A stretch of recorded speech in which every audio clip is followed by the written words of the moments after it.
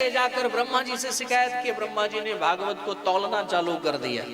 जब परीक्षित को परम पद प्राप्त करते हुए देखा तो भागवत को तौलना चालू कर दिया कि जरा देखें ये भागवत की महिमा क्या है आखिर।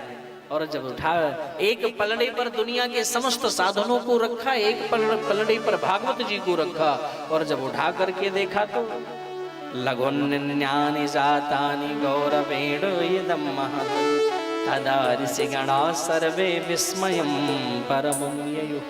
भागवत का पलड़ा एकदम नीचे हो गया। ए मेरी मैया, ओ भैया, नीचे तो वही जाता है जो पलड़ा भारी था, बाकी सब उठ गए पिता।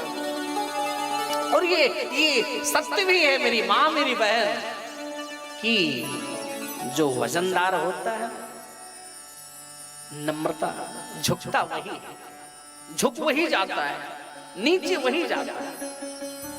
यानी इस पर हमें एक वो बात याद है कि हमेशा झुकना, इसे इस प्रसंग से हमें सीखना चाहिए कि व्यक्ति को हमेशा झुकना चाहिए। समाज में हर व्यक्ति के सामने ऐसा नहीं, हमें झुकना जिस दिन आ गया उस दिन वो महान हो जाएगा। क्योंकि कहते हैं बहुत लोग बड़े अकड़ में रहते हैं, चतुर्वेदी जी, तो झुकता वही है जिसमें जान होती है, वरना अकड़ तो मर्दों की पहचान होती है।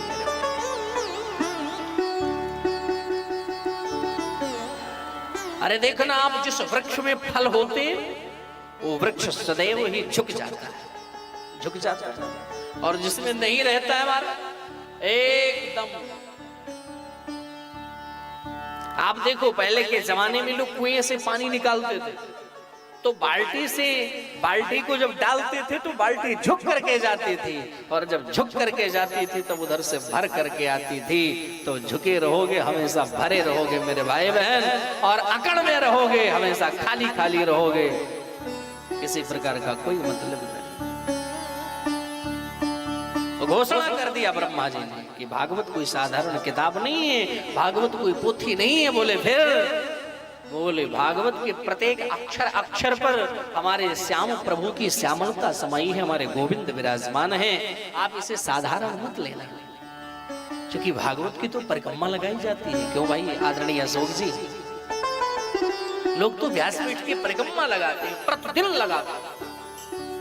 और मैं भी कह रहा हूं, अगर आप अपने हृदय में संकल्प लेकर के व्यासपीठ की परिक्रमा, भागवत जी की परिक्रमा आप रोज लगाएं, जितने दिन आपके घर में नहीं नगर में कथा हो रही है, ये केवल एक के लिए मैं नहीं कह रहा हूं, सबके लिए, जिसकी भी श्रद्धा हो, अगर एक संकल्प ले, प्रभु से एक विनती करें कि हमें ये चाहिए, और वो आप हृदय में संकल्प लेकर के परिक्रमा लगाएं, और निश्चित रूप से इतने दयालु, इतने प्रभु कृपालु, आपकी वो मनोकामना निश्चित रूप से पूर्ण होगी।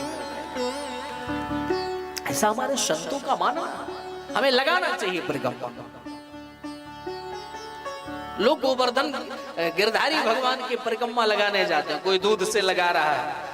कि एक बार हमने पूछा रास्ते में चलते चलते, जब भैया राधा कुंड पहुंचे, हम भी परिक्रमा लगा रहे थे, नाइट का समय था, रात का। हमने पूछा ये दूध से इसे जो गिराते गिराते जा रहे हो, इसका फल क्या हो? सन 2014 की बात। बोले महाराज ऐसा वर्णन आता है कि गोवर्धन नाथ की परिक्रमा लगाओ तो हर चीज का अलग अलग महत्व होता है। बोले हमने कहा ये दूध से परिक्रमा लगाने का क्या मतलब होता है? बोले अगर पुत्र की कामना है तो दूध से परिक्रमा लगाओ। हमने कहा अच्छा, ये तो बड़ी सुंदर बात आपने बताई। तो व्यासपीठ की भी परिक्रमा लगाओ। तो अगर हम गोवर्धन नाथ नहीं जा पा रहे हैं, केवल व्यासपीठ की आप परिक्रमा लगाओ और मन में एक संकल्प कर लो, और निश्चित रूप से हमारे प्यारे प्रभु वो संकल्प आपका पूरा करेंगे। ये मैं यहाँ से आपसे निवेदन करता हूँ। तो वही ब्रह्मा जी कह रहे हैं कोई साधारण किताब नहीं है, कोई पोथी नहीं है। बोले फिर श्रीमद् भागवताख्योऽयं प्रत्यक्षः कृष्ण एव हि, ये साक्षात कृष्ण स्वरूप है, इसीलिए तो पूजा किया जाता है, प्रणाम किया जाता है। मैं जानता हूं कि हमारे ठाकुर यहाँ विराजमान, और ये निश्चित है। अगर आप श्रद्धा से, जब लोग आते हैं अपने घर से कथा में, तो मैं आज बता देना चाहता हूं, घर से आओ तो कुछ मत लाओ चलेगा, लेकिन पुष्प और तुलसी जरूर लेकर के आओ। और वो पुष्प और तुलसी लाओ, हमारे सरकार के चरणों में अर्पण कर दो, और अर्पण करके प्रणाम कर लो, सोई तो हमारे प्रभु गदगद हो जाते हैं।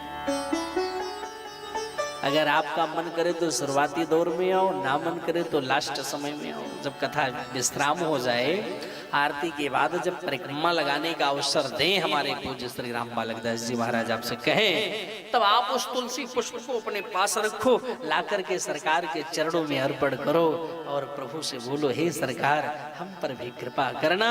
और अगर ऐसे आप बोल करके जाओगे, आरती प्रसाद लेकर के जाओगे, तो प्रभु की कृपा निश्चित रूप से आप पर विराजमान होगी, क्योंकि ये साक्षात मेरे प्यारे प्रभु विराजमान है।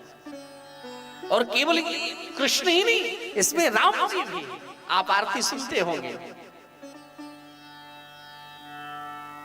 श्री राम यही घनश्याम यही प्रभु के महिमा की आरती,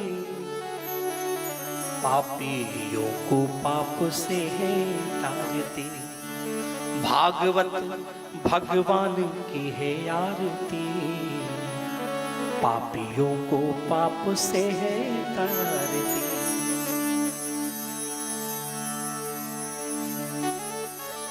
ये शांत गीत पावन पुनीत पापों को मिटाने वाला है, हरि दरस कराने वाला है। कितनी सारी फैसिलिटी हमारे संत लोग निवेदन कर रहे, क्या क्या है, अगर यहाँ पर दिल से आओ तो क्या क्या हो सकता है। ये शांति गीत पावन पुनीत पापों को मिटाने वाला है, हरि दर्श कराने वाला है, ये सुख करनी ये दुख हरणी, श्री मधुसूदन की आरती, पापियों को पाप से है तारती, भागवत भगवान की है आरती, पापियों को पाप से है तारती। तो इसलिए आप लोग ये नियम बनाना, जिसके भी मन की बात हो, आप लोग जरूर परिक्रमा कर